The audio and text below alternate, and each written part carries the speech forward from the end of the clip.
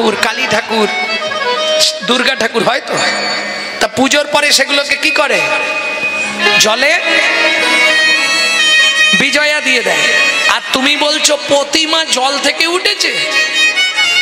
ও বিশাখা, তাহলে কি হয়েছে জানো কি?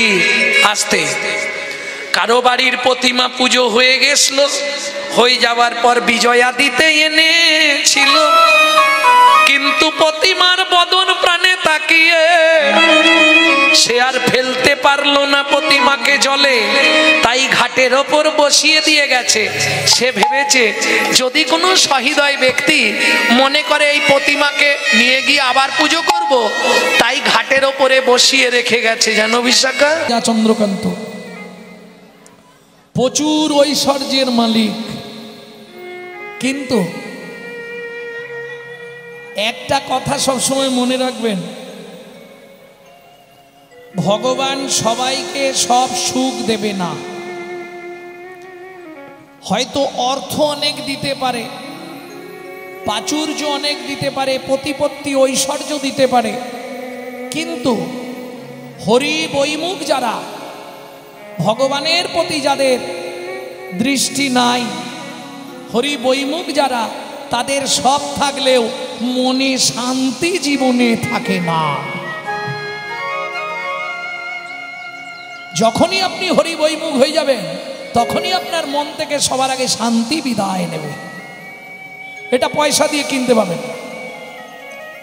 ঐশ্বর্য থাকতে পারে, অনেক সম্পত্তির মালিক হতে পারেন, ভগবান সব দিল, কিন্তু পরবর্তীতে ঐশ্বর্য ভোগ করবে কে? কোনো বংশধর নেই। খুব চিন্তা রাজা। হেমকান্তা, মনে মনে ভাবছিলাম আমাদের এত ঐশ্বর্য কি হবে, আগামী মাঘী পূর্ণিমা তিথিতে নর্মদা নদীর তীরে আমি করব দানব্রত যজ্ঞ। মন্ত্রে ঢাঁটরা দিয়ে দাও, এই যজ্ঞে যে যা চাইবে তাকে তাই দেওয়া হবে।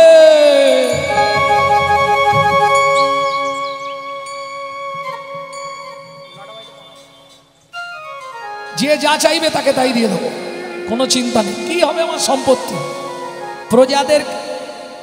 চন্দ্রকান্তা বলছে, স্বামী একটা কথা বলবো কি? আমার এতে কোনো বারণ নেই, তবে আমার একটা ইচ্ছা ছিল। কি? তোমার যখন এতই সম্পত্তি আছে, আজ থেকে ঘোষণা করে দাও আমাদের রাজ্যে যেন গরিব কেউ না থাকে, সবাইকে বড়লোক করে দেওয়া হোক। কি? যার মাটির বাড়ি আছে পাকা বাড়ি করে দেওয়া হবে। এখন যদি বলে অমুক তারিখে দান দেয়া হবে, কিছু মনে করবেন না, যে মধ্যবিত্ত সেও সেদিন ভিখারি সাজবে। কি? পয়সা থাকলে আপনি হরিনাম করাতে পারবেন না, এটা জেনে রাখুন। কারণ বড় লোকেদের কলকাতার বুকে বহু কোটি কোটি টাকার মালিক ভিক্ষা দেবার ভয়ে গেটে লিখে রাখে, কুকুর হইতে সাবধান।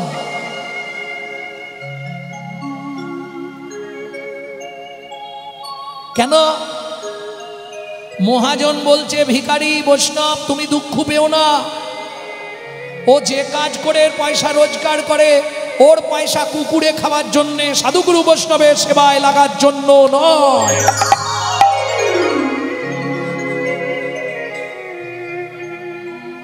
আপনি ইচ্ছা করলেও তো ভগবানকে দিতে পারবেন না। শাস্ত্র বলছে, পূর্ব পূর্ব জন্মের যদি এক লব সুকৃতি রয়, তবে তার গৃহে একদিন হরিনাম হয়। বুঝে নেওয়া গেল, পূর্ব জন্মের সুকৃতি ছিল বলে এখানে হরিনাম হচ্ছে, না থাকলে হতো না। পয়সা থাকলেই যে হরিনাম করাতে পারবেন, পারবেন না, মন থাকতে হবে। আপনারা নিশ্চয়ই এখানে এসে রাধা মাধবকে দর্শন করেছেন, বিগ্রহটা দেখলেই মন প্রাণ ভরে যাবে। দেখুন গিয়ে, আমি দেখে 5 মিনিট দাঁড়িয়ে গেছিলাম ওখানটায়। হ্যাঁ, মানে যে বিগ্রহটা প্রতিষ্ঠা করেছে বা যে যারা খরচা করে বসিয়েছে তার মন আছে বাবু। অপূর্ব বিগ্রহ, বিগ্রহটার এত সুন্দর, আহা, চোখ ফেরানো দায়, চোখটা ফিরিয়ে আনা খুব কষ্টকর। এটা তো সবাই বুঝবে না, যার বাড়ি বিগ্রহ আছে সে বুঝবে। আমার মন্দিরে বিগ্রহ আছে তো, আমার গৃহে মন্দির আছে তো, যার ফলে বুঝবে। যাদের মন্দির আছে বিগ্রহ আছে তারা বুঝবে, বিগ্রহটা দর্শন করলে প্রাণ কেড়ে যাচ্ছে। দেখতে দেখতে মাঘী পূর্ণিমার দিন, চলো দেরি করো না, বেরো। স্ত্রীকে নিলেন, রাজা নিজে এসে বসলেন নর্মদা নদীর তীরে। মন্ত্রী সব গুছিয়েছ তো? যে যা চাইবে ফিরে যাবে না তো? বেশ, সব লাইন দিয়ে প্রজারা দাঁড়িয়ে গেল। কার কি চাই একে একে জিজ্ঞেস করি। বাবাজি আপনি কি নেবেন? বাহ, প্রথম থেকেই শুরু। বাবাজি বলছে আমাকে একটা গোবিন্দ মন্দির করে দিলেই হবে। মন্ত্রী মন্দিরটা করতে যা খরচ ওকে দিয়ে দিও। তুমি কি নেবে? আমার খাবার দাবার হলেই হবে।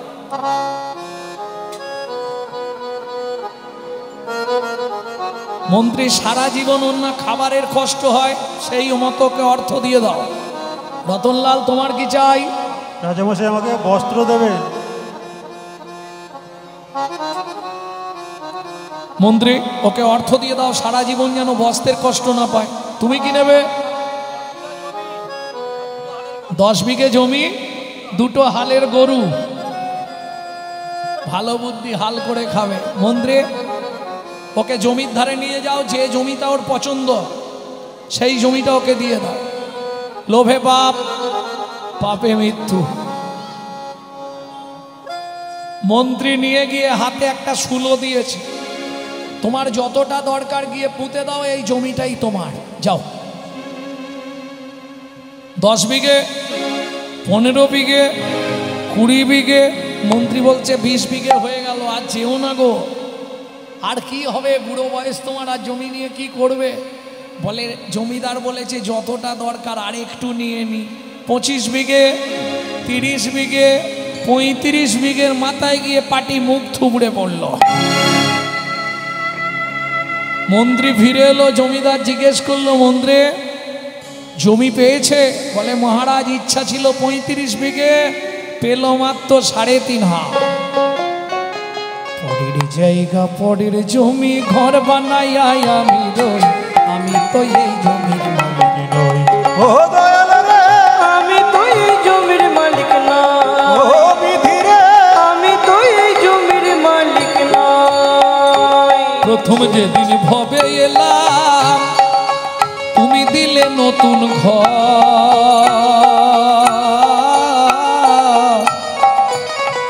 ও মাইরা, আপনাদের কলকাতায় যদি কেউ থাকে জেনে নেবেন, যারা ভাড়াটিয়া ঘরে থাকে, মাসের 5 তারিখের মধ্যে ভাড়া না পেমেন্ট করলে হঠাৎ করে বাথরুমের জল বন্ধ করে দেয়, কারেন্ট অফ করে দেয়। বাবু লাইট জ্বলছে না। ভাড়া দিয়ে যাবেন, তবু লাইন ছাড়বো। বাবু বাথরুমে জল পড়ছে না। ভাড়াটা পেমেন্ট করবেন, তবু জল দেওয়া হবে। একই সিস্টেম। এটা আপনার বাপ কেলে সম্পত্তি নয়, এটা ভাড়াটিয়া ঘর। সময় সময় ভাড়া না দিলে হঠাৎ করে দেখবেন ঘরের লাইট অফ হয়ে যাচ্ছে।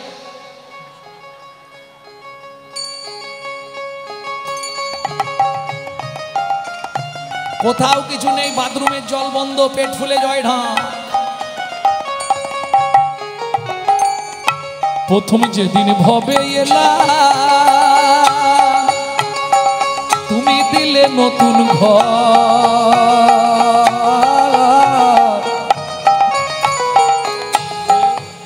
দিন রাত খালি ঘরে পালিশ মারছে, রেক্সোনা, লাক্স, ইন্টারলাক্স, ডাব, মতি, চন্দন, পার্কে ভিনিউ, সাদা করে ফেলছে ঘষে ঘষে। লাভ কি হবে? ভেতর সাদা করে, বাইরে সেজে লাভ কি? ভেতরটা সাজাও। কে ঘরের কথা ভাবতে ভাবতে, ঘরের কথা ভাবতে ভাবতে, ঘরের কথা ভাবতে ভাবতে, ঘরের কথা ভাবতে ভাবতে তোমায় করলাম পর। আর তার কথা মনে নেই, যে ঘর দিয়েছিল তার কথা মনে নেই। এখন ঘর নিয়ে ব্যস্ত, ভালো করে সাজাতে হবে ঘরটাকে, কি হ্যাঁ? এখানে মাখতে হবে, ওখানে ঘষতে হবে, এখানে লাল দিতে হবে, এখানে কি সব লাগায় আইলানা মাস্কারা, সুন্দর করে সাজতে হবে, ঘর সাজানো হচ্ছে। অথচ ঘরটা যা তার সঙ্গে কোনো সম্পর্ক নেই। আচ্ছা মায়েরা, এত যে ঘর সাজাচ্ছেন, আপনার ঘরের দরজা দুটো কবে খুলেছিল একটু ডেটটা বলতে পারবেন? দাঁড়াও দাঁড়াও, বলতে পারবে? ঘরের দরজা কবে খুলেছে বলতে পারবে? কি হলো, পারবে না? চেষ্টা করো। আরে জন্মের তারিখটা বলতে পারবে না? জন্মের তারিখ বলতে পারবে, কিন্তু ঘরের দরজা কবে খুলেছে এটা বলতে পারবে। কেন? মায়ের পেটে থাকাকালীন দরজা খুললে তবে শিশু বাইরে আসার জন্য ছটফট করে। আচ্ছা খোলার ডেট তাহলে বলা যাবে না, বাদ দিয়ে দিন। বাইরে যেটা দেখছেন সেটা তো বলতে পারবেন। আপনার বন্ধের ডেটটা বলুন, কবে বন্ধ হবে?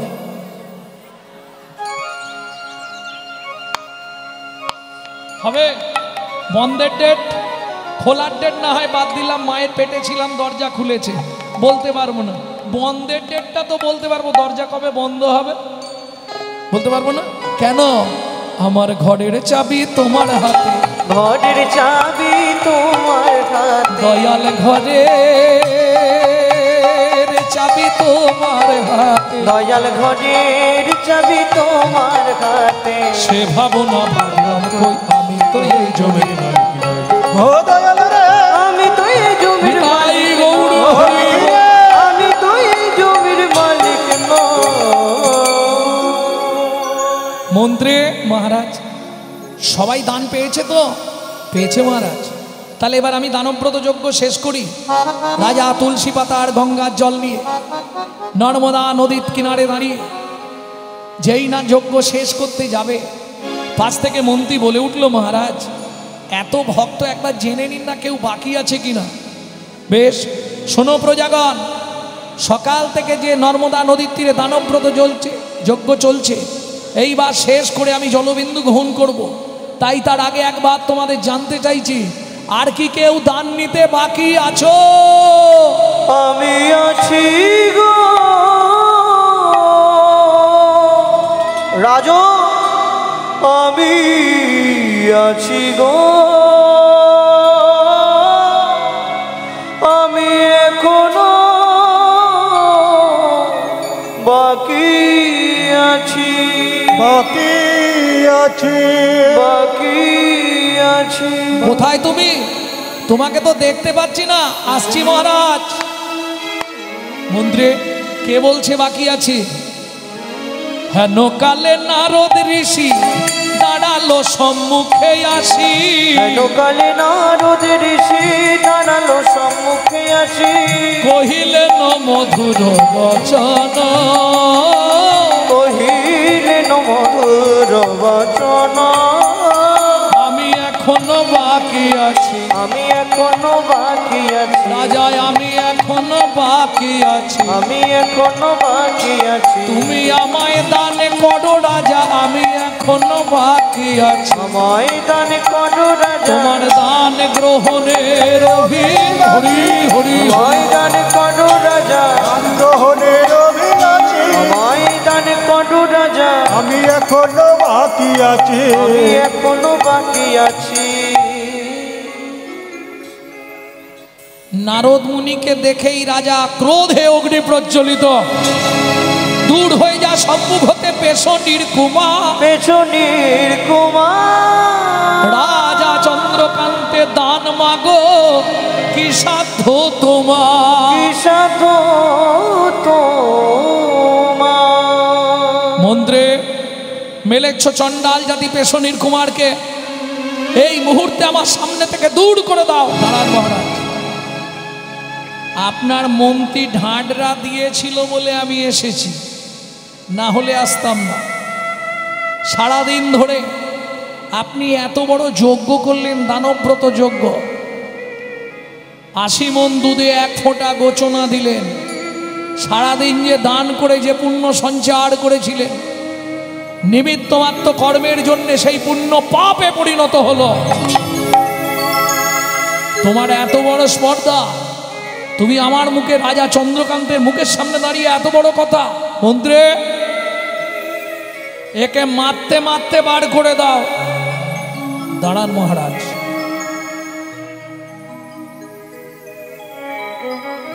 অতি দর্পে হত লঙ্কা, অতি মানে চকৌরবা, অতি দানে বলি হতো। অতি অহংকার কোনোদিন ভালো নয়। অতি অহংকারী ছিল রাবণ, শেষ। অতি অহংকারী ছিল কৌরবরা, শেষ। অতিরিক্ত দান করতে গিয়ে বলি মহারাজ পাতালে।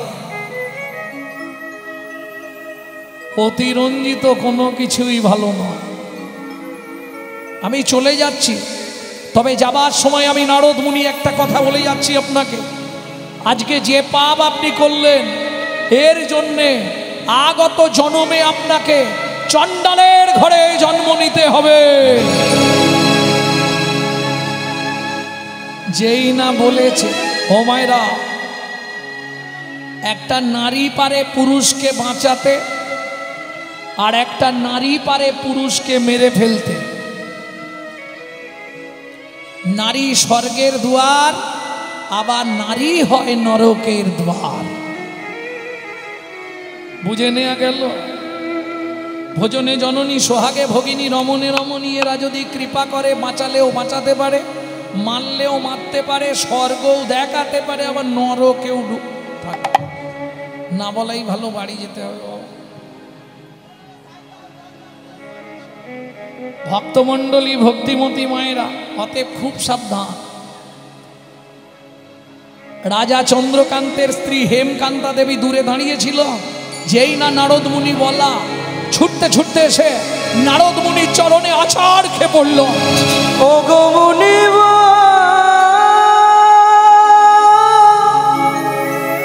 কি অভিশাপ তুমি দিলে, ক্ষমা করো। না জেনে না বুঝে আমার স্বামী তোমার চরণে কঠিন অপরাধ করেছে। তুমি তো কৃপাময়, করুণা করে এই অভাগীরে কৃপা করো।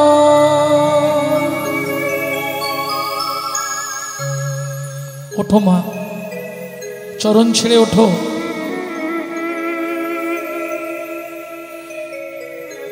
মুনিবর, আমি জানি আমার স্বামী অন্যায় করেছে, আর আপনার অভিশাপ মিথ্যে হওয়ার নয়। আগত জন্মে আমাদের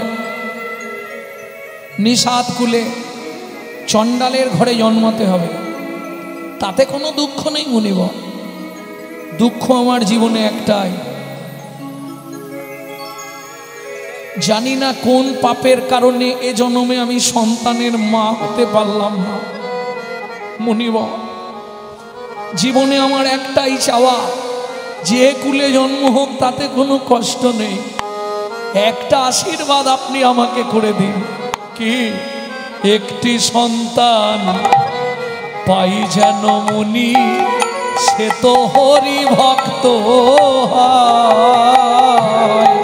একটি সন্তান পাই যেন মুনি, সে তো হরি ভক্ত হয়।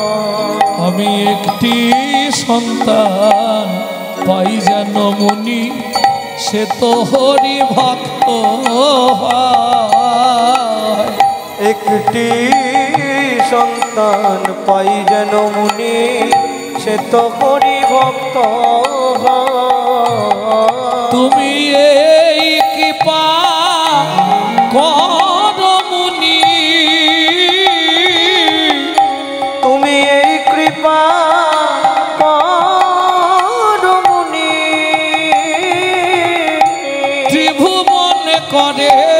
যায়, একটি সন্তান পাই যেন মুনি সে তো হরি ভক্ত হয়। একটি সন্তান পাই যেন মুনি সে তো হরি ভক্ত তথাস্তু মা, ভগবান তোমার মনের ইচ্ছা পূর্ণ করবে। এত বলি নারদ মুনি করিল গমন, এত বলি নারদ মুনি করিল গমন। আস্তে আস্তে আস্তে। আচ্ছা, আপনারা শুনেছেন নারদকে রাজা চন্দ্রকান্ত কি বলে গালি দিল? শুনেছেন কি? পেশনির কুমার, দাসীর পুত্র। সত্যি কি তাই? কিন্তু আমরা তো জানি পুরাণে বলছে নারদ নাকি ব্রহ্মার ছেলে, বলছেন হ্যাঁ? নারদের কবার জন্ম হয়েছিল? বেশ,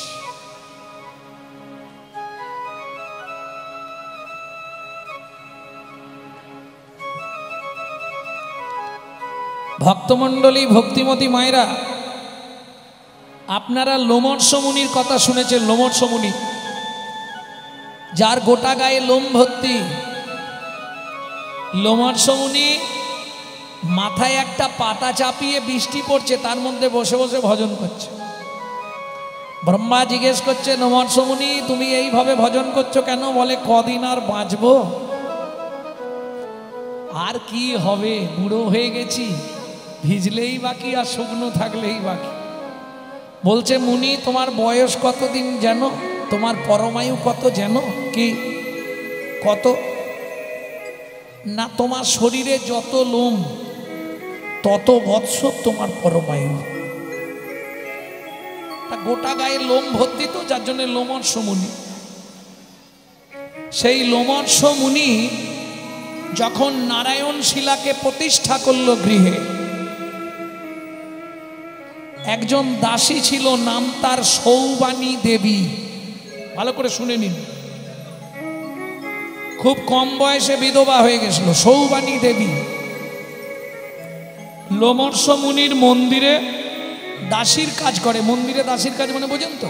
ওই মন্দির মুছে দেয়া, বাসন মেজে দেয়া, ভোগ রান্না করে দেওয়া। দেখতে দেখতে প্রায় 3 বছর হলো। লোমর্ষ মুনি বলছে, মা এতদিন তুমি আমার মন্দিরে আছো, কোনোদিন তো তুমি বেতনও চাও না, আর কিছুই নাও না, খাও দাও থাকো, ভাগবত শোনো, ঘর চলে যাও। তা তোমার কি কোনো কিছুর প্রয়োজন হয় না? সুযোগ যখন পেয়েছি আর ছাড়ছি না। দেবেন বাবা? বলো মা তুমি কি নেবে? যা চাইবো তাই দেবেন? নিশ্চয়ই দেবো, তবে চাইবার আগে মনে রেখো তুমি কিন্তু বিধবা।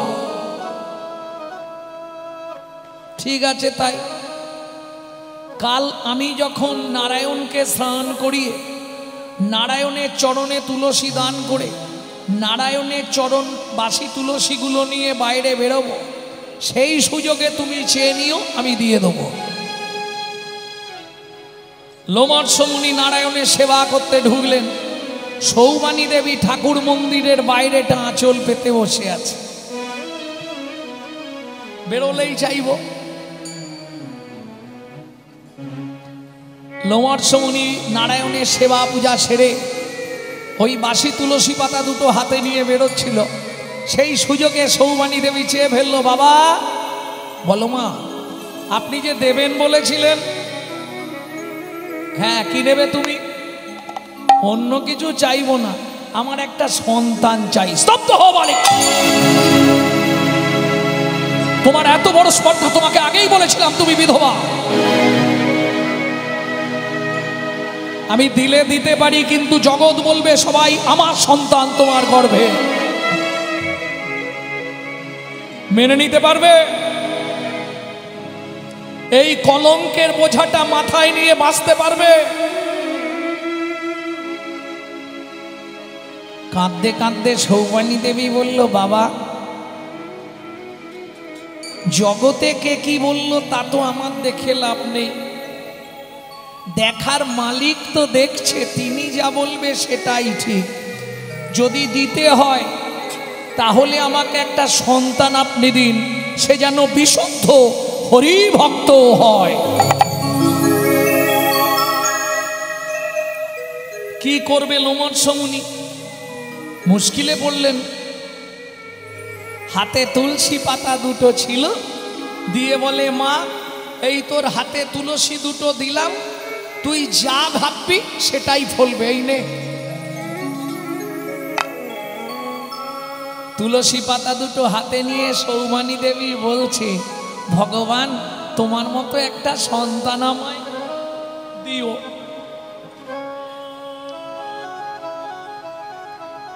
পাতা গেল মায়ের পেটে, মা হলো গর্ভবতী। বুঝে নিলেন? সৌবানী দেবী গর্ভবতী হলো। এইবার কানাকানি পাড়ায় শুরু, মেয়েদের তো কাজ নেই কম্ম নেই, এইটুকুকে এত বড় করবে। এই এটা সত্যি না? হ্যাঁ, এরা এইটুকু যদি কথা পায়, এত বড় শুনেছিস?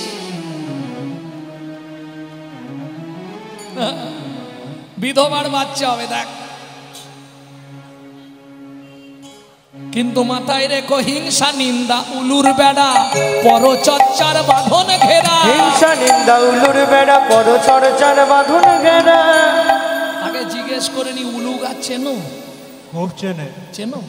উলু গাছের কাজ কি? দাঁড়াও দেখি কি বলে। আমার কিন্তু জমি টমি নেই, আমি চিনি না, হয়তো তোমরা ভালো চিনবে। এই উলু গাছ কিরকম গো? কি করে? সরু সরু ঘাস। হ্যাঁ, তার এটা কি, কাজটা কি?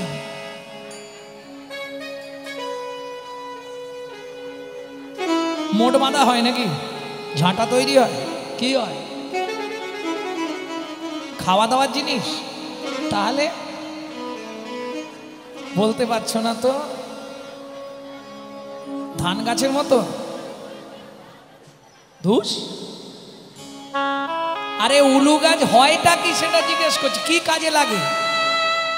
কোনো কাজে লাগে না তো।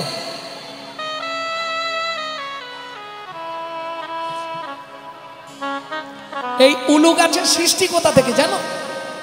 তাহলে কি জানলে জীবন?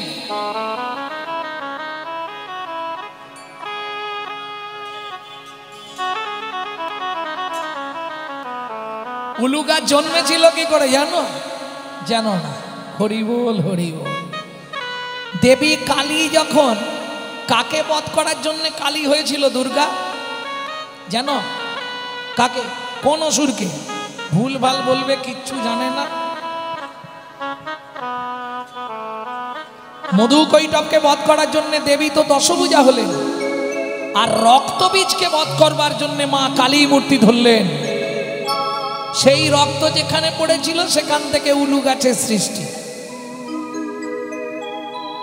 উলু গাছ হচ্ছে হিংসার প্রতীক। ও গায়ে লাগলেই তুমি যখন উলু বন দিয়ে চলে যাবে, কিচ্ছু বুঝতে পারবে না, কিচ্ছু বুঝতে পারবে না। বাড়ি এসে দেখবে পুরো রক্তের মতো চেরা চেরা দাগ হয়ে গেছে। হয় না? হয় না?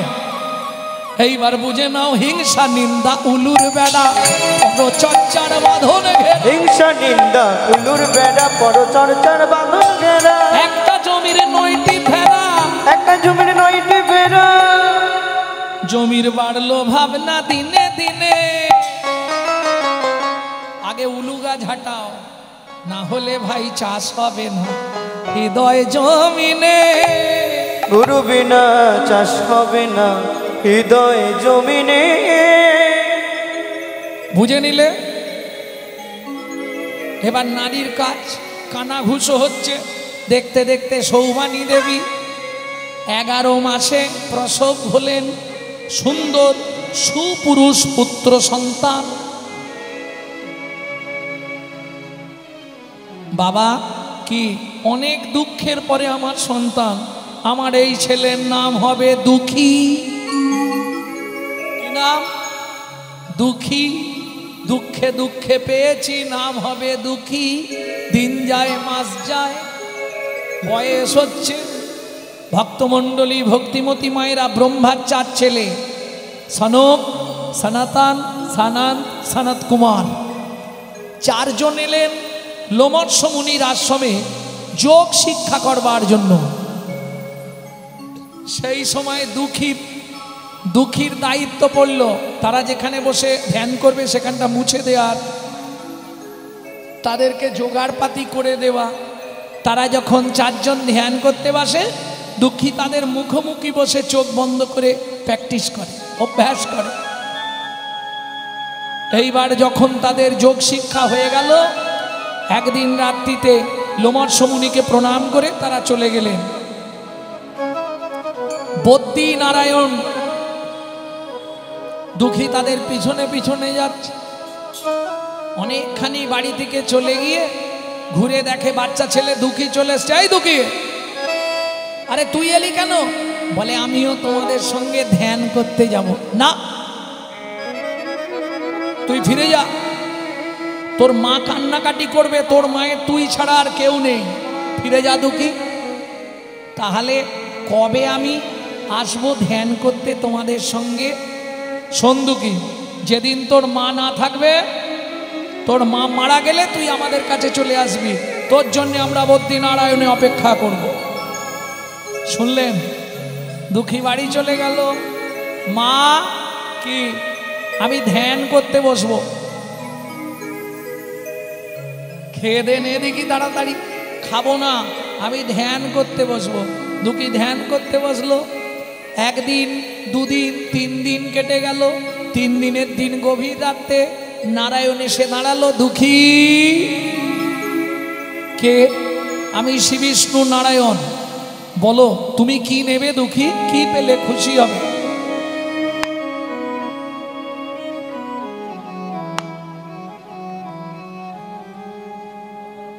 কি হলো, চুপ কেন? বলে ভগবান যা চাইবো তাই দেবে। নিশ্চয়ই দেব, তুমি যা চাইবে তাই দেব। দুঃখী বলে মাথা ছুঁয়ে বলো। ভগবান মাথা ছুঁয়ে বলছে যা চাইবো তাই দেব। সত্যি দেবে? নিশ্চয়ই দেব। বলো কি চাও? দুঃখী বলে একবার যখন দেবে ভালো করে ভেবে নি, দিতে পারবে তো? কি? আমার মায়ের মৃত্যু দাও গো হরি, মায়ের মৃত্যু দাও। আমার মায়ের মৃত্যু দাও গো হরি, মায়ের মৃত্যু দাও। আমার মায়া কেড়ে নাও গো দয়াল, মোহ কেড়ে নাও। আমার মায়া কেড়ে নাও গো প্রভু, মোহ কেড়ে নাও।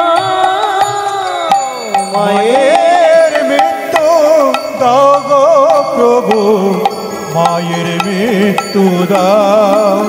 আমার মায়ের মৃত্যু দাও গো প্রভু, মায়ের মৃত্যু দাও। চমকে উঠল শ্রী বিষ্ণু নারায়ণ। দুঃখী, সারা পৃথিবীতে এরকম মানুষ আমার জীবনে প্রথম দেখলাম। দুঃখী, ওরে যে মা তোকে পাওয়ার জন্য এত সাধনা করলো, যে মা তোর জন্যে লোমর্ষ মুনির কাছে এত কাঁদলো, যে মা তোর জন্যে নারায়ণের চরণে এত কাঁদলো, দুঃখী তুই মানুষ, তুই সেই মায়ের মৃত্যু চাইলে? ভক্তমণ্ডলী ভক্তিমতী মায়েরা একজন হাত তুলে বলুন, পৃথিবীতে এমন কোন ছেলের নাম শুনেছেন যে ভগবানের কাছে সাধনা করছে আমার মায়ের মৃত্যু দাও?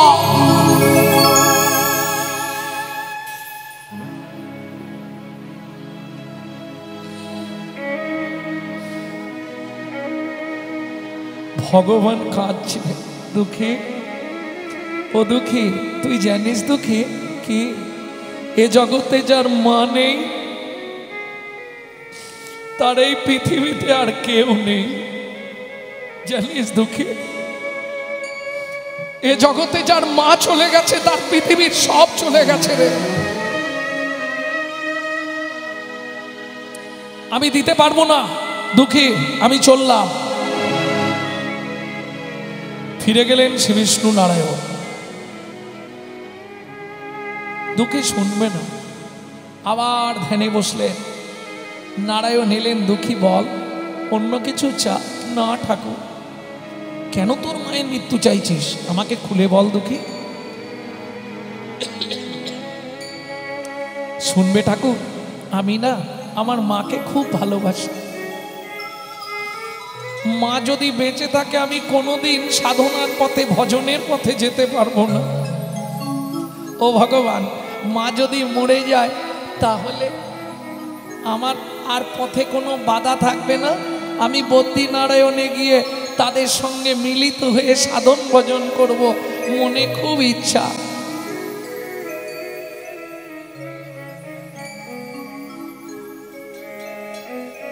দুঃখী, অন্য কিচ্ছু চাইবি না? না, আমি তো বললাম মায়া কেড়ে নাও গো হরি, আমার মোহ কেড়ে না। আমার মায়া কেড়ে নাও গো হরি, মোহ কেড়ে না। আমার মায়ের মৃত্যু দাও গো হরি, মায়ের মৃত্যু দাও, আমার মায়ের মৃত্যু দাও গো হরি, মায়ের মৃত্যু দাও।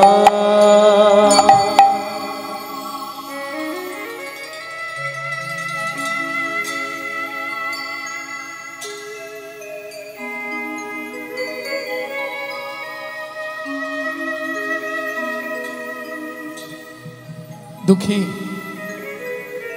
আমি শেষবারের মতো তোকে বলছি দুঃখী, তুই অন্য কিছু চা না, অন্য কিছু চা না, অন্য কিছু চা দুঃখী, বললাম তো না না না। বেশ, তোর ইচ্ছাই পূর্ণ হবে দুঃখী। আজ থেকে 3 রাত্রি পর তোর মায়ের মৃত্যু হবে।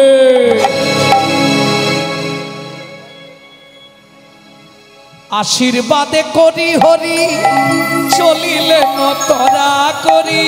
আশীর্বাদ করি হরি, চলিলে নতরা করি। একে একে দিন কেটে যায়, একে একে দিন কেটে যায়। 3 দিনের দিন সকালবেলা দুঃখী মাকে বলছে, মা, ও মা, আজকে তুমি আমাকে খাইয়ে দেবে মা? কেন রে দুঃখী?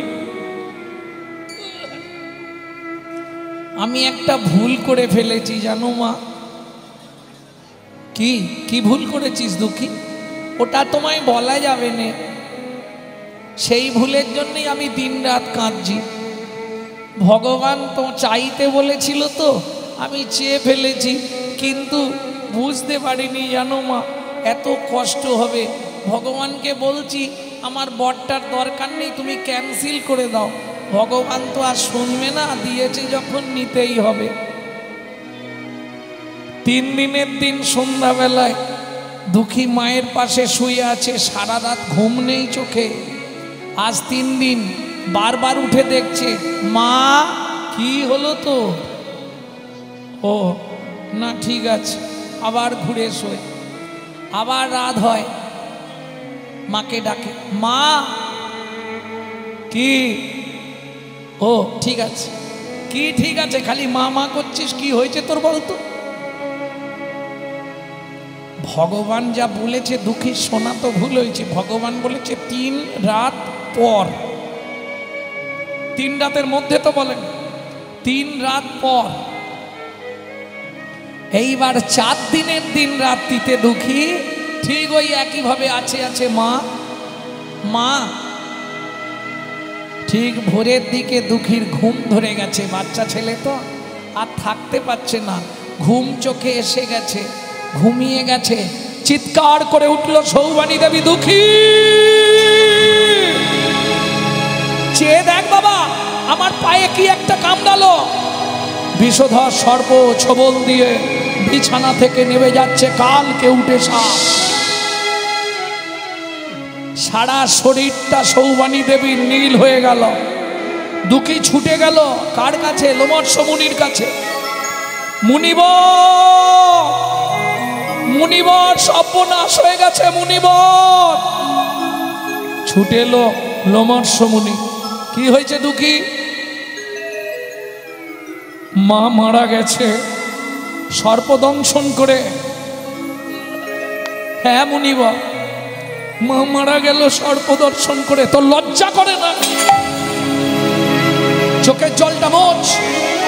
তোর মতো পুত্রের চোখের জল ফেলা ঠিক নয়। কেন মুনিবর? আমি ধ্যান যোগে সব জেনেছি। ভগবান তোকে বর দিতে চেয়েছিল। ছি ছি ছি দুঃখী, তুই ভগবানের কাছে মায়ের মৃত্যু চাইলি। যে মা তোকে পাবার জন্য এত কষ্ট করলো, এত দুঃখ পেল, এত যন্ত্রণা সইল। মুনিবর, আমি অন্যায় করে ফেলেছি মুনিবর।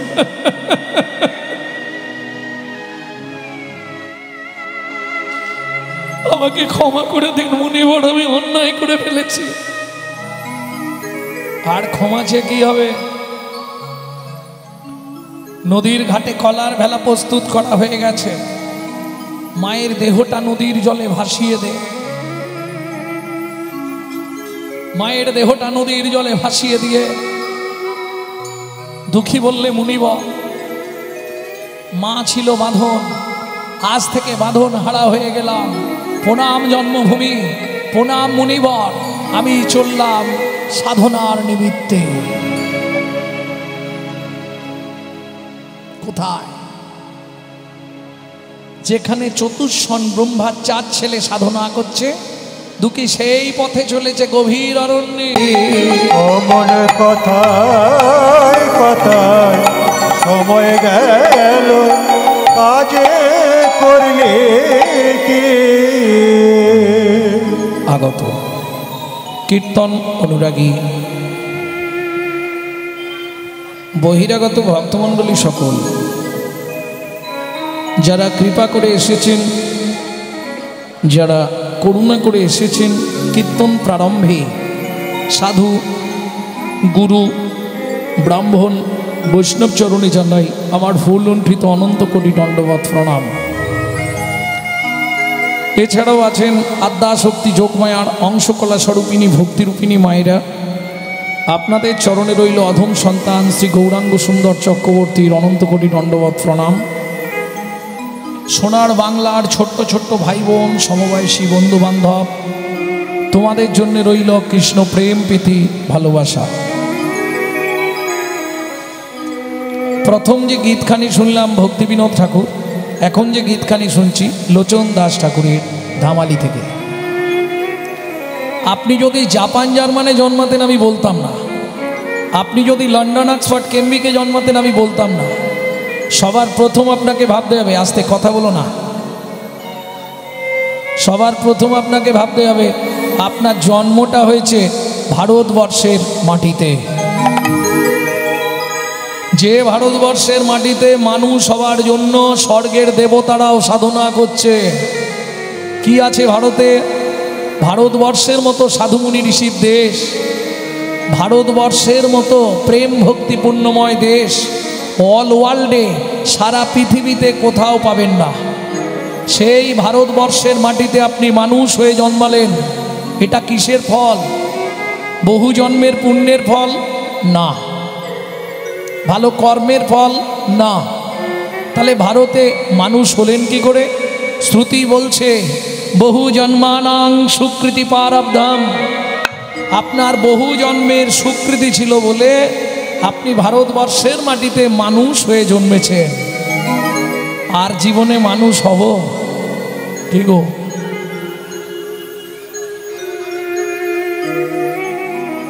এইবার ভাবুন, যে ভারতে মানুষ হবার জন্যে স্বর্গের দেবতারাও সাধনা করে, সেই ভারতে আমি মানুষ হয়ে জীবনে কি করলাম? বলবো কি করেছি? গায়ে বাঁধবে না তো? নিশি দিশি শুধু পচাল পাড়িলি, দিশি দিশি শুধু পচাল পাড়ি, নাম না বলিলি মুখে, নাম না বলিলি মুখে, মানুষ হইয়া হায় কি করিলি, মানুষ হইয়া হায় কি করিলি, চুনকালি তোর মুখে, চুনকালি তোর মুখে, দিলে সে পাইবা পাইলে সে দিবা, দিলে সে পাইবা পাইলে সে দিবা, না পেলি না দিলি ভাই রে, না পেলি না দিলি ভাই রে, দিতেও নারিলি নিতেও আলি, দিতেও নারিলি নিতেও আলি, ইহাতে শকতি নাই রে, ইহাতে শক্তি নাই রে, দেওয়া নেওয়া যদি কিছু না করিলি, দেওয়া নেওয়া যদি কিছু না করিলি, তু কেন আসিলি ভাবে, তু কেন আসলি ভাবে, ভাবিতে ভাবিতে দেখিতে দেখিতে ভাবিতে ভাবিতে দেখিতে দেখিতে আবার 84 হবে, আবার 84 হবে। কেন বারে তুই মানুষ হলি,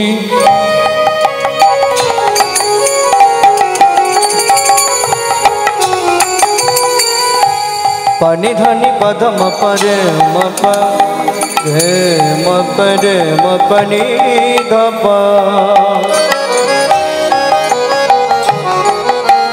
কেন বারে তো মানুষ হলি,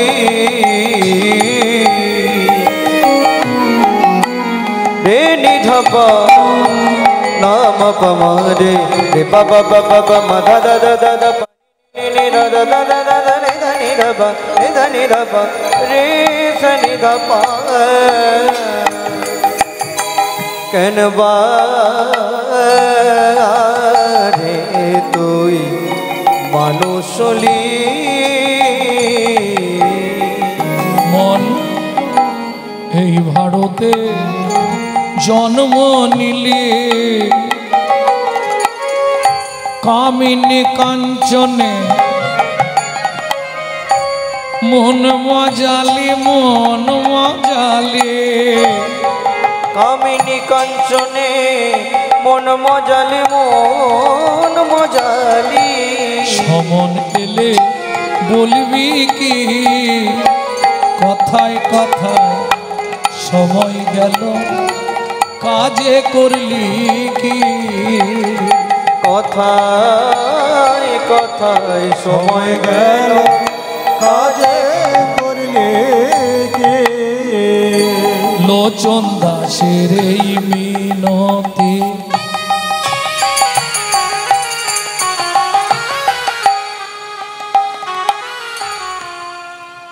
কীর্তন এত শুনছেন আপনারা, আজকে দক্ষিণ 24 পরগনায় যা কীর্তন হয় অল ওয়ার্ল্ডে কোথাও হয় না। কিন্তু দুর্ভাগ্য কি জানেন, পরিবর্তন কিছু হয়নি। যদি বলেন কেন, যখনই কোনো কীর্তনিয়া কোনো বৈষ্ণব কবির নাম করবে তাকে একটা প্রণাম জানাতে হয়।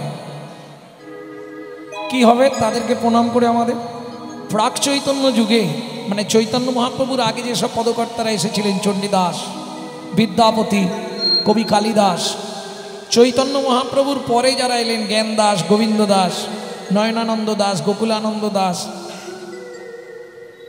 যাদব দাস, মাধব দাস, বাসুদেব ঘোষ মহাশয়, নরহরি সরকার ঠাকুর মহাশয়, নরোত্তম দাস ঠাকুর মহাশয়, গোকুলানন্দ ঠাকুর, বহু কবি, এরা যদি বাংলার মাটিতে না আসতো, রাধা গোবিন্দের গোপন লীলা কিন্তু আমরা কেউ জানতে পারতাম না। প্রশ্ন হবে, এদেরকে প্রণাম করে আমাদের লাভ কি হবে? এরা ভগবানের প্রেরিত দূত, এদের বিন্দু কৃপা যদি আপনার মধ্যে সঞ্চারিত হয়, তবেই আপনার হৃদয়ে কৃষ্ণ প্রেম ভক্তি লাভ হবে। তাহলে একটা প্রণাম তো করা যায় নাকি না? হাত কনকন করে, লোচন দাসের এই মিনতি,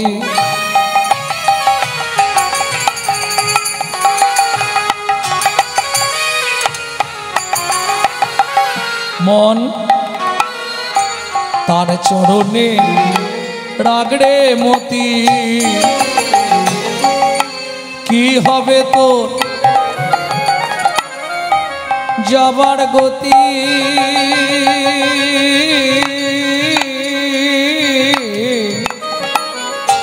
দিন ফুরালে করবি কি কথায় কথা সময় গেল কাজে করলি কি অমন কথায় কথায় সময় গেল কাজে করলি কি জয় রাধে। লীলা মাধুর্য আস্বাদন করব ভগবান শ্রীকৃষ্ণের ছোটবেলার লীলা ফলক্রয় বা ফল ভিক্ষা। তদুচিত গৌরচন্দ্রিকা আস্বাদন করি চলুন। এক মুখে কি এক মুখে কি না জানি কোন ভাবে হৃদয় আমি না জানি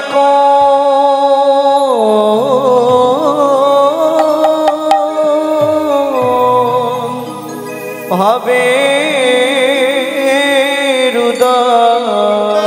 বলি মহাভাবে আমার গোড়া রসময় বলি মগা ভাবে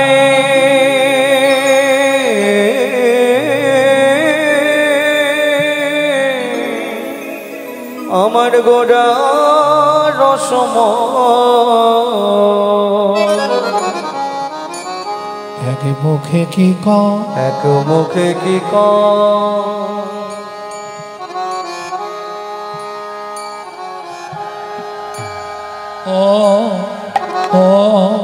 ও হে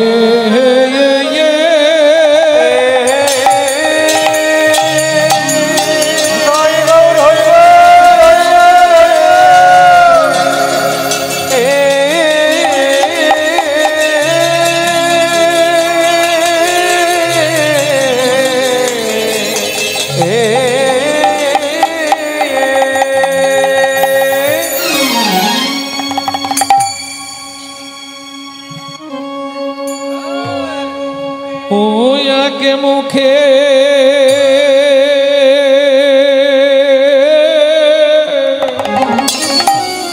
কি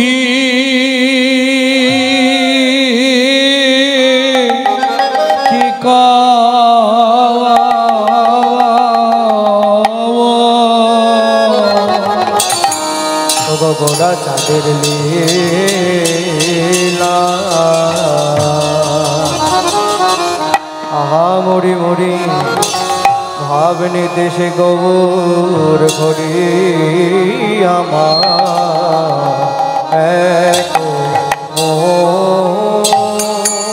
ও গো এক মুখে কি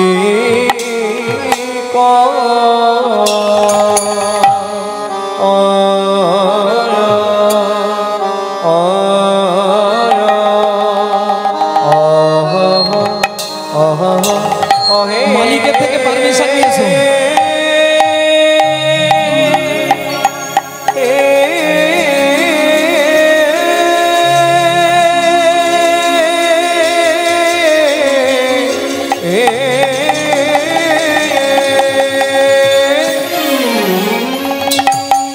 বলি প্রভুর আমার পুরা লীলা লীলা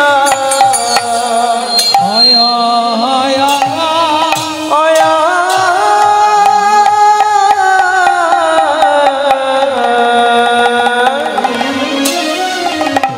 ও কি ব্রজ ভাবে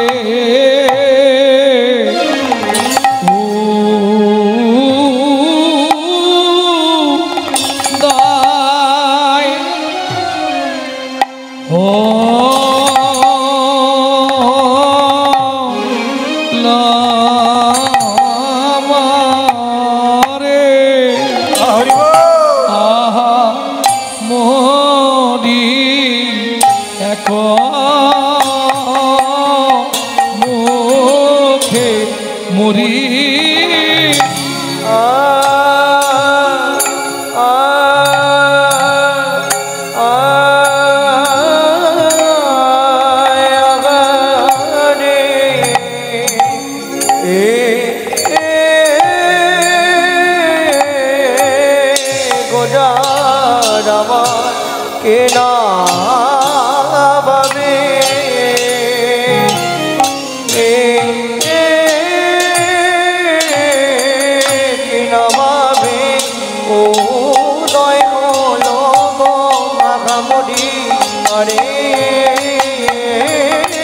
মরে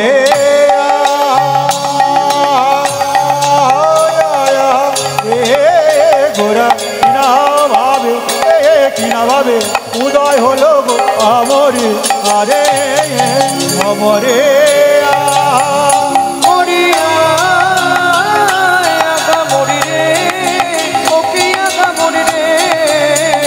এক মুখে কি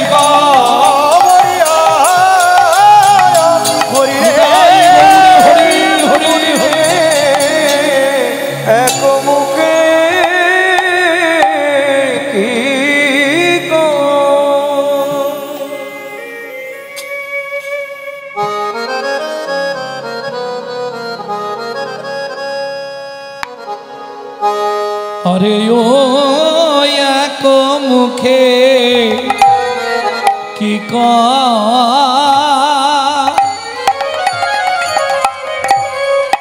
সজনী রে আমি এক মুখে কি কহব আমার গোড়া ওগো গোড়া চাঁদে লীলা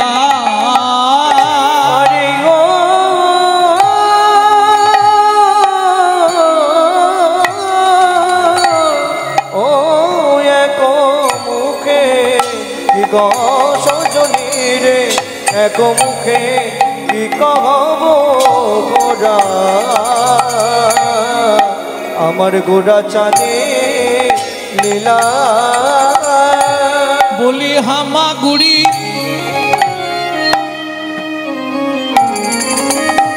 দিয়া রঙ্গে হেই মাহামাগুড়ি দিয়া রঙ্গে চলে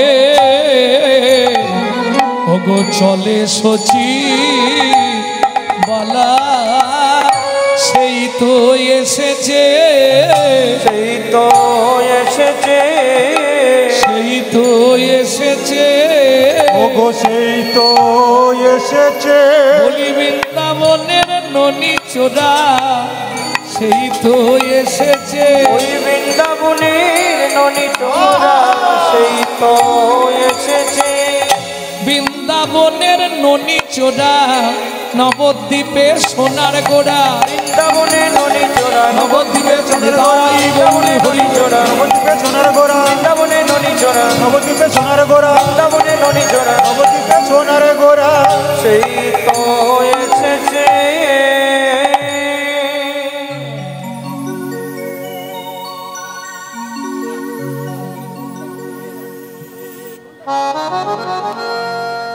अनित्वानि शरीराणि अनित्वानि शरीराणि विभवनैव स्वात् सत्त्वं विभवनैव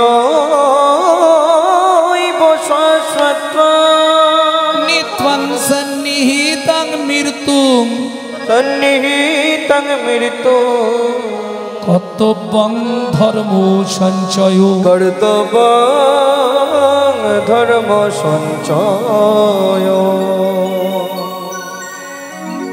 शरीर अनित्य